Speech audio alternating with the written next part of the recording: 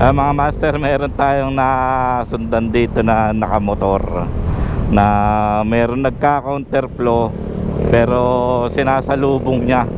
Yung dalawa kaninang four wheels na nag-counterflow, sinalubong niya. Tapos minura niya. Are-aring nakapula. Ito. Yan. Medyo siga si Boy, oh. Batang Marilaki yata to. Akala mo hindi siya nagka-counterflow eh. Kaya yan yung isang patunay na tapat-tapat lang yan, na may mga tao talagang baluktot ang pag-uutak.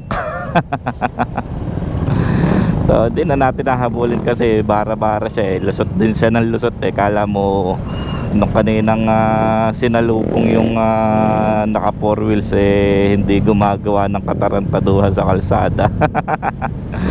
Sige na, mauna ka na boy. Hindi na kita habulin kasi hindi ko gawin yung ganyang pagpapatakbo. Hindi kita maabutan.